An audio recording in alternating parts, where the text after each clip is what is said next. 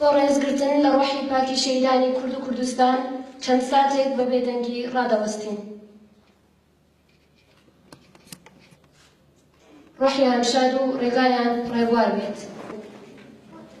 چوار وەرزی ساڵ لەگەڵ شەقەی شاباڵی مەل بەرەو گۆڤەندی مێلاقە و بەفری سەرکەل دەڕۆین و هەنگاوە هەڵدەنین.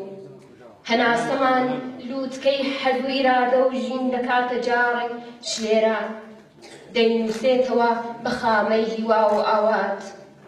حزر و ئەوین لەوەتەی مێژومان بە خوێن دەنووسرێ لەسەر بەردەکان لەوەتەی کیژی خۆرەتاو هەموو ڕۆژێک بەنازەوە دێتە سەر تارمەی هەورەکان ئەم وڵاتە پڕ لە گوڕە و هەڕەشە و ڕاماڵین بووە. بەڵام ئێمە لە بن نایەین چونکە کارنەڤاڵی شەبەنگ جیوە و ڕەنگ چرۆ و پلکەزێڕی نەمان پێیە. ڕۆژگار چەندە ناسازیش بێت خۆری هیوای ئێمە گوڵی هەزار ڕەنگی لە حەدبەیە. ئامادەبووانی خۆشەویست بەڕێزان ڕێبەرایەتی حیزب و کادر و پێشمەرگەکانی حیزبی دموکرات سەرجەم میوانانی خۆشەویست بە ناوی بەڕێوەبەرایەتی هەڵبژێردراوی کۆنگرەی نوێی یەکێتی لاوان پڕ بەدڵ بەخێرهاتنتان دەکەین. ئێستا داوا لە بەڕێزکردەی هەڵبژێردراوی کۆنگرەی نوێی یەکێتی لاوان دەکەین هاوڕێی کاک عومەری فەخرەدین فەر با بفەرمێت و چەندوتێکمان پێشکەش بکات.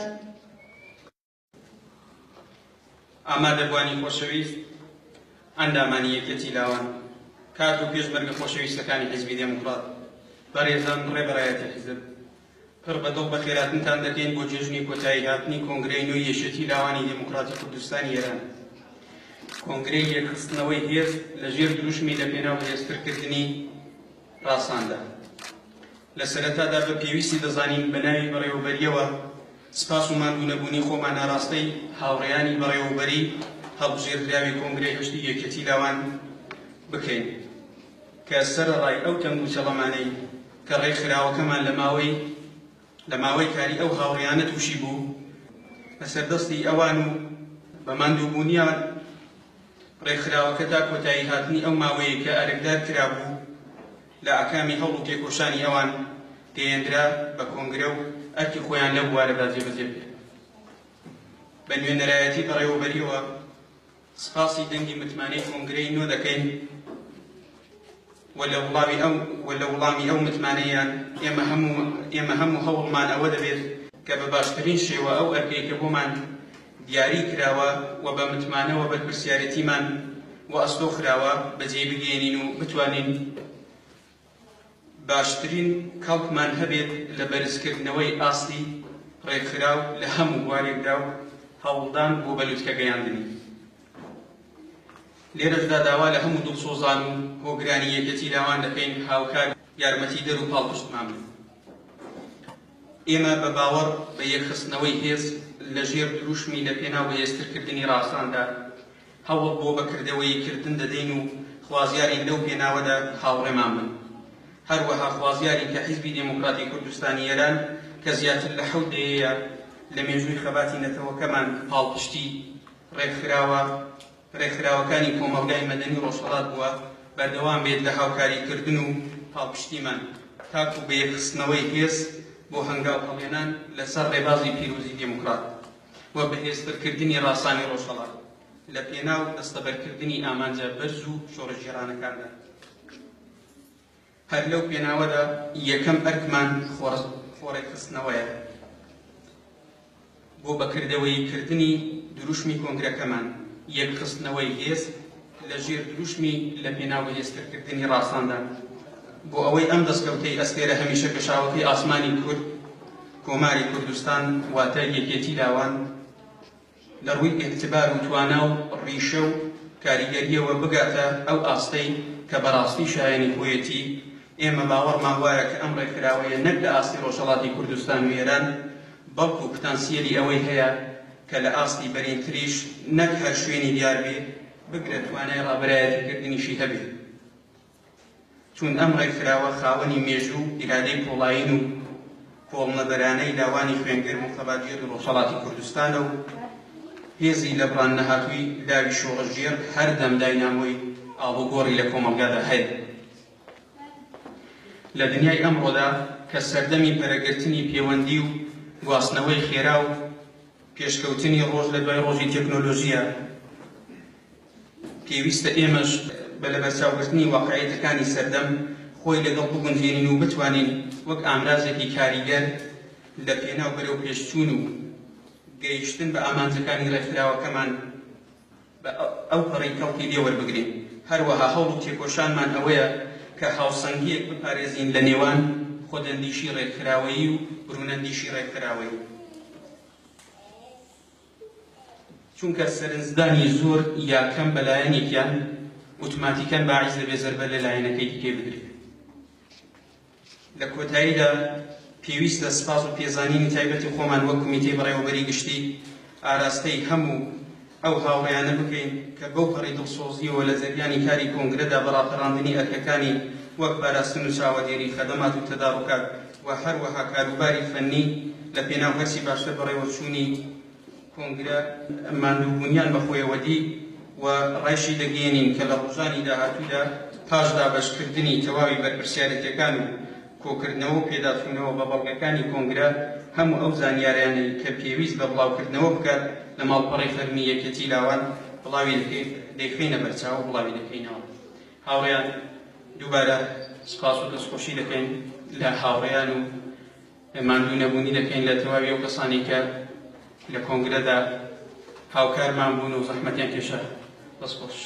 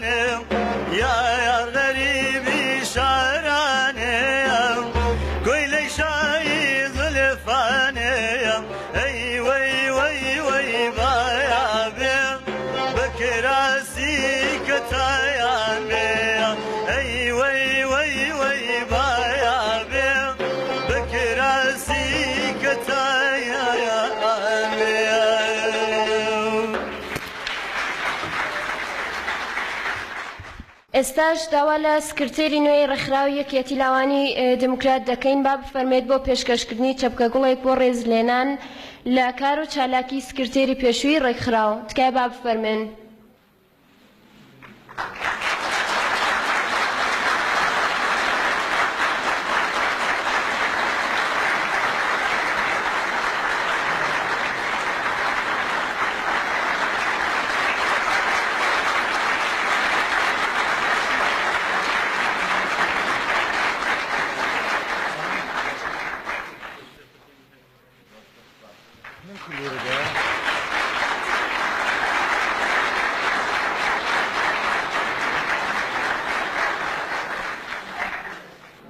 وێڕای پیرۆزبایی لە هاوڕێی بەڕێز و تێکۆشەر کاک عومەری فەخرەدین فەر کە وەکو سکرتێری گشتی یەکێتی لاوانی دموکراتی کوردستانی ئێران هەڵبژێردراوە، هیوامان وایە سەرکەوتنی زیاتر لە کارەکانیانە بەدی بێنن.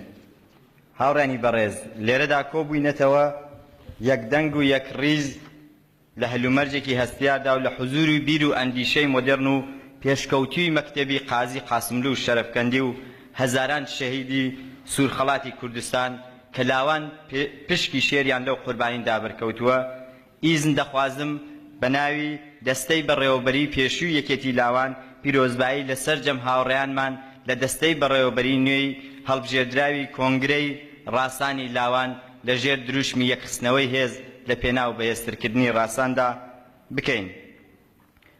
هیوای سەرکەوتن و بەرەو پێشچوونیان بۆ بە ئاوات دەخوازین و دڵنیایان دەکەینەوە ئەوەندەی لە ئیمکان و تواناماندا بێ هاوکار و پشتیوانیان دەبین. ئێمە باوەڕمەندانی ڕێبازی قاسملو بە بڕوا بەڕابردوو ئێستا و داهاتوو لەژێر تیشکی ڕاسانی لاوان بە دروشمی یەکخستنەوەی هێز لە پێناو بەهێزترکردنی ڕاستاندا هەنگاو بۆ وەدیهێنانی ئامانجەکانمان دەنین. جارێکی دیکە پیرۆزبایی لە هاوڕێیانمان لە کومێتەی بەڕێوەبەری نوێی یەکێتی لاوان و سەرجەم ئەویندارانی ڕێبازی دموکرات دەکەین. هیواخوازین لە پاش ڕاسانی ڕۆژهەڵات و ڕاسانی لاوان هەنگاو بۆ ڕاسانی هزریش لە کۆمەلگا و خۆماندا بنین بە هیوای سەرکەوتن.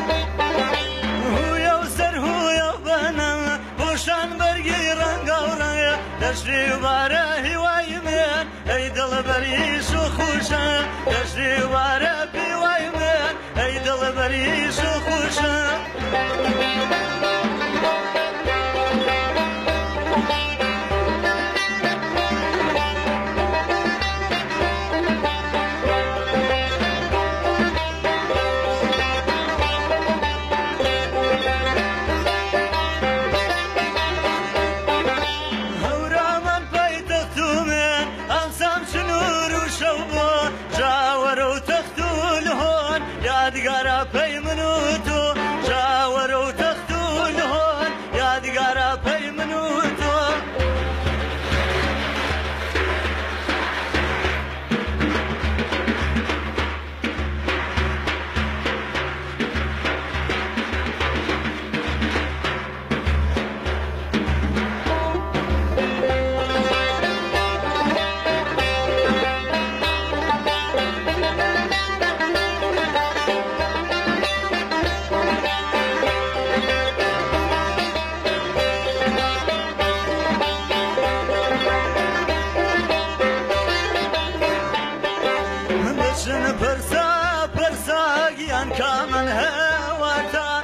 دەشن پرسا پرسا یان کامن هەوەرتا بخواگڕی جارێ نازار بابەناتا ئایگڕێ جارێ سەردەی مێلاتا یان گڕێ جارێ سەردەی مێلاتا.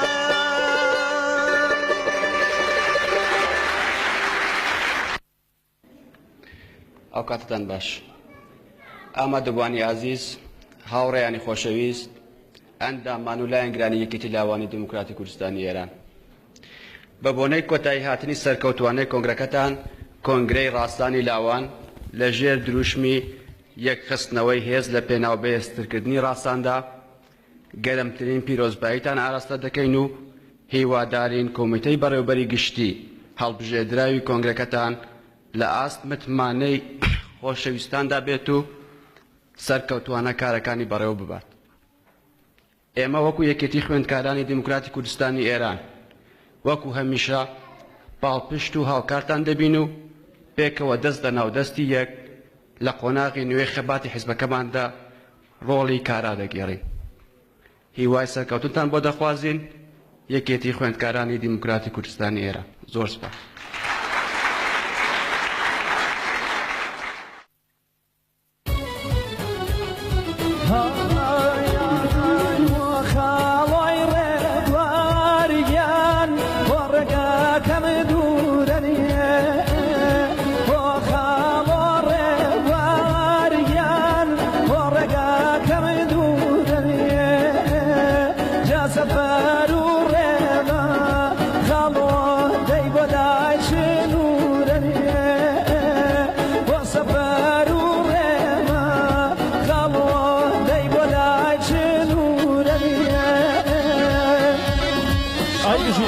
هاي بشي شوفي ايه والله